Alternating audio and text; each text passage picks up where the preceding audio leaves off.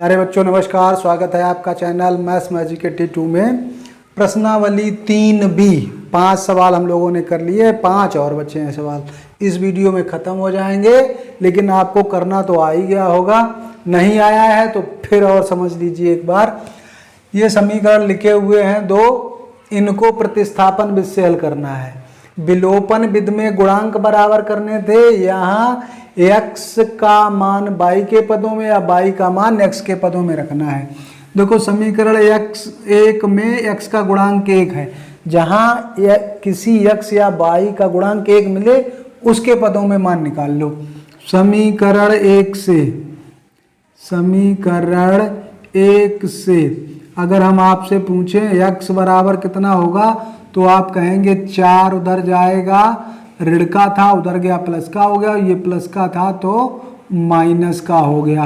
बस ये इतना समझ लिया, बस हो गया, समझ लो प्रतिस्थापन विधि हो गई। ये x का मान उठाओ यहाँ रख दो।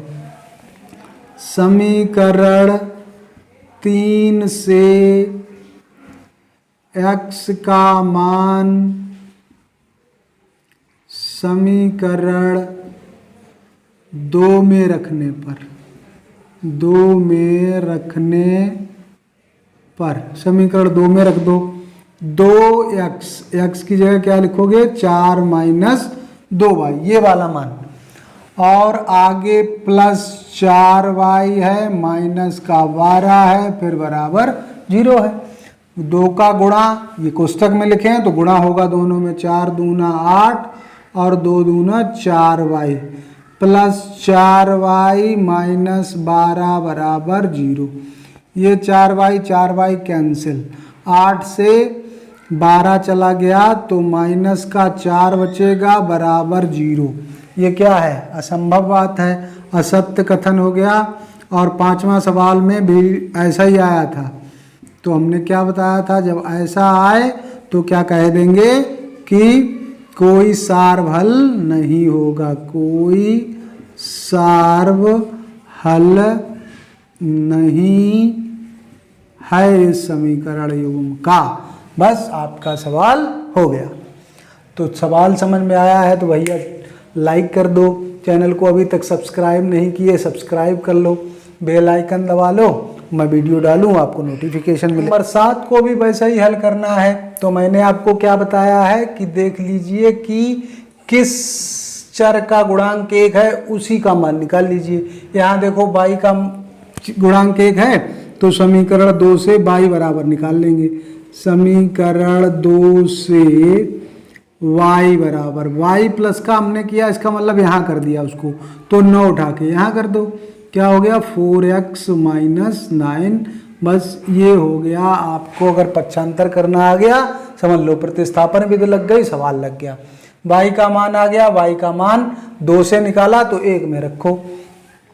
समीकरण 1 में y का मान रखने पर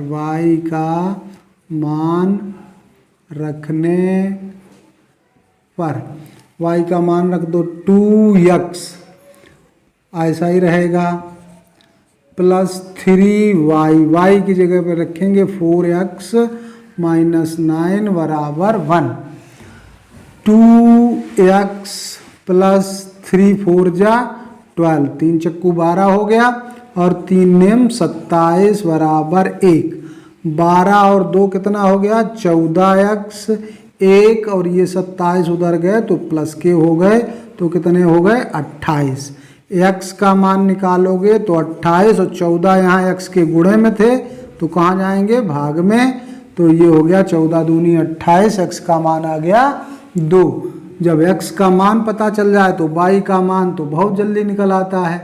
y का मान कैसे निकलेगा, x का मान समीकरण 3 में रखने पर, x का मान समीकरण 3 में रखने पर, समीकरण 3 में रखेंगे तो y बराबर क्या है 4x माइनस 9 है, और x की जगह पे 2 रख दीजिए माइनस 9 कर दीजिए।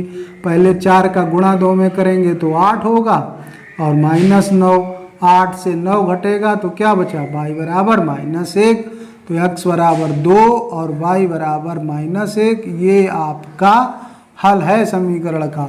और परीक्षा में ये देख लेंगे कि ये दोनों संतुष्ट कर रहे हैं कि नहीं संतुष्ट कर रहे हैं। 4 से 3 जाएगा, 1 बचेगा, संतुष्ट कर रहा है।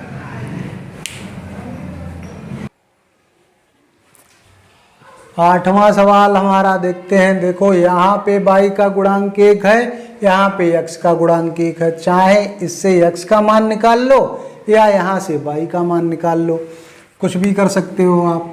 तो समीकरण 2 से हम निकालेंगे x का मान। समीकरण 2 से x बराबर अगर आपसे पूछे तो आप कहेंगे 7y और 5 को हमें उधर ले जाना है और माइनस के हैं दोनों, तो दोनों का चिन्ह बदलेगा, माइनस का उल्टा प्लस, दोनों पॉजिटिव हो जाएंगे और बस यही मान निकल आया। समीकरण 3 डाल देंगे। ये x का मान किससे हमने निकाला, 2 से, तो समीकरण 1 में रखेंगे। समीकरण 1 में x का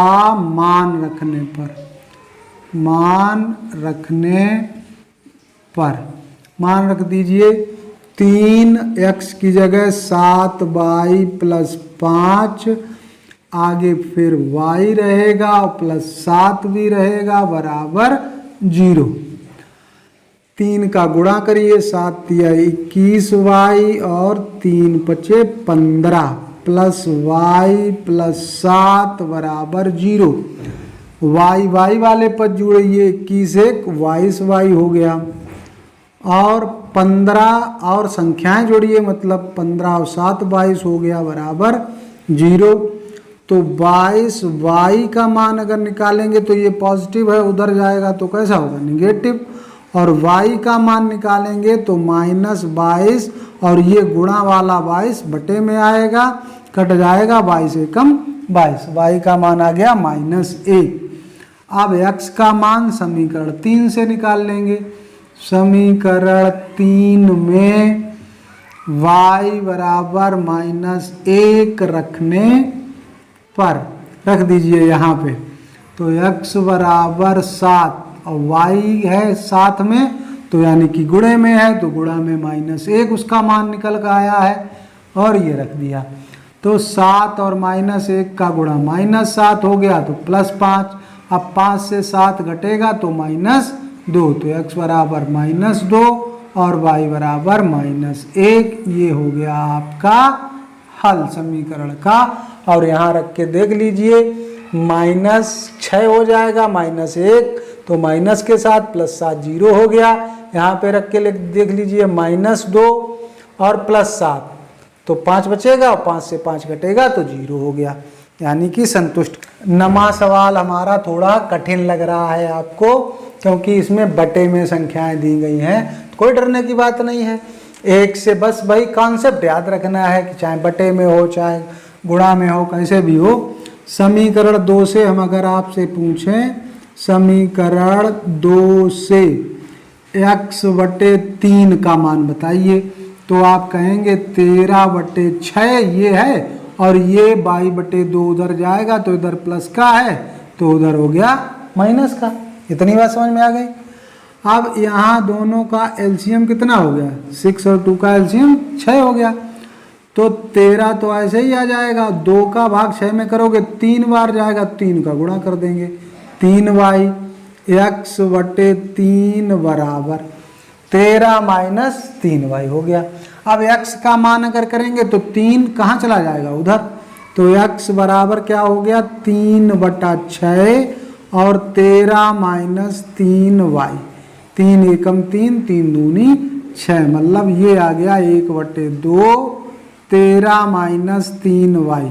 बस ये मान निकल आया x का, और ये x का मान हमने किससे निकाला, समीकरण 2 से, तो मान रखेंगे किसमें, समीकरण 1 में। समीकरण 1 में x का मान रखने पर x का मान यहाँ रख दो, तो 3/2 तो वहाँ पहले से लिखा हुआ है, x का मान रखोगे तो 1/2 और लिखना पड़ेगा और 13 - 3y, चलो ठीक, माइनस आगे 5y/3 बराबर -2। कोई दिक्कत? 3 का गुणा 1 में करेंगे 3, 2 का गुणा 2 में करेंगे 4, 13 - 3y -5y/3 बराबर -2। अब यहाँ 4 नीचे है, यहाँ 3, तो दोनों 4 और 3 का एलसीएम क्या हो गया?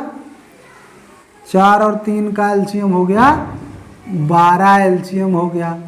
12 एलसीएम ले लिया तो 4 का भाग 12 में 3 बार जाएगा, तो 3 का 3 में गुणा होगा तो 9 यहाँ पे हो जाएगा, और 13 - 3y तो लिखा हुआ है वो लिख देंगे। आगे -5, 3 का भाग 12 में करेंगे 4 बार जाएगा, और 5 का 4 में गुणा करेंगे 5 चक्कू 20y बराबर हो गया -2। 9 का गुणा 13 में कर दीजिए, 13 नेमा 117, और 9 तिया 27y -20y बराबर -2, और 12 उधर जाएगा तो बटे वाली संख्या गुणा में चली जाएगी। माइनस के 27 माइनस के 20 हो गए -47y, और ये हो गए 12 दूनी 24, 117 प्लस के हैं उधर जाएंगे, ये भी माइनस के हो जाएंगे, तो इनको जोड़ दीजिए, 7 4 11 हो गया। अब 1 2 3 और 1 हासिल 4, 141 हो गया। माइनस माइनस खत्म, y बराबर 141/47। अब आपको मालूम है 3 7 21 होता, 3 का गुणा करके देखिए, 3 7 21, 3 चक्कू 12, 2 14, यानी कि 47 तिया आ गया। y बराबर 3 आ गया, बहुत सरल हो गया। अब यहाँ पे रख दीजिए, समीकरण 3 से x बराबर क्या था 1/2, 13 - 3y की जगह पे 3 रख दीजिए, 13 और 3 तिया 9 हो गया, 13 से 9 गया तो 4 बचा, और ये बटा 2 रख दीजिए, 2 दूना 4, तो x बराबर 2 आ गया, y बराबर 3 आ।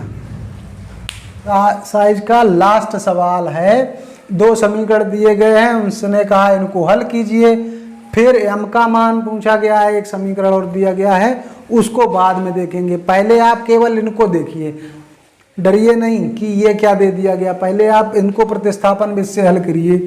तो क्या करेंगे, समीकरण 2 से ले लेंगे, कोई गुणांक इसमें एक नहीं है, ना x का ना y का, किसी समीकरण में नहीं, तो कोई बात दिक्कत वाली बात नहीं। समीकरण 2 से 2x का मान आपसे पूछेंगे, तो ये -24 है, 4y उधर जाएगा, पॉजिटिव हो गया।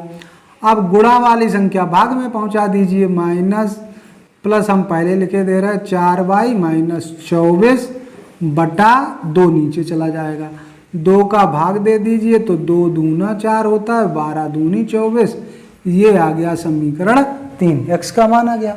किससे निकाला, समीकरण 2 से। अब रखेंगे कि कहाँ पे, समीकरण 1 में। समीकरण 1 में x बराबर 2y -12 रखने पर रख दीजिए, यहाँ पे 2x की जगह 2y -12 प्लस 3y बराबर 11, ये रख दिया। इसका गुणा दोनों में होगा, 4y -12 दूनी 24 हो जाएगा, प्लस आगे 3y है बराबर 11, 4y और 3y मिल गए तो 7y हो गए, 11 और ये 24 उधर चला गया तो ये भी जुड़ जाएगा इससे, तो ये कितना हो गया 35। y का मान निकाल लोगे तो 35 और पान में 7 आ जाएगा, 7 पंचे 35 हो गया, y का मान आ गया। यहाँ रख दो y का मान। समीकरण 3 में y का मान रखने पर रख दीजिए तो x बराबर हो जाएगा 2y, y की जगह कितना रखोगे 5 -12 5 दूना होता है 10 माइनस 12, 10 से 12 घटेंगे तो माइनस के 2। x बराबर -2 आ गया, y बराबर 5 आ गया। अब उसने एक समीकरण दिया था m का मान ज्ञात कीजिए जिसके लिए y बराबर mx प्लस 3 में x तथा y का मान रखने पर, x तथा y का मान रखने पर रख दो। y की जगह कितना रखोगे 5 बराबर m ऐसे ही रखेंगे। x का मान आ गया -2 प्लस 3। अब 3 इधर ले आइए तो माइनस के हो जाएंगे, इधर -2m हो जाएगा। ये 2 बराबर -2m। m का मान ज्ञात कीजिए तो उसके गुणे में 2 है माइनस का, वो नीचे जाएगा तो 2 एकम 2 लेकिन -1 आंसर आ गया। तो ये m का मान प्राप्त हो गया। आपको डरना नहीं था कि ये क्या दे दिया गया, पहले तो उसे हल कर लो, x y के जो मान आए उसमें रख दिए, m का मान आ गया, बस ये सरल सवाल था।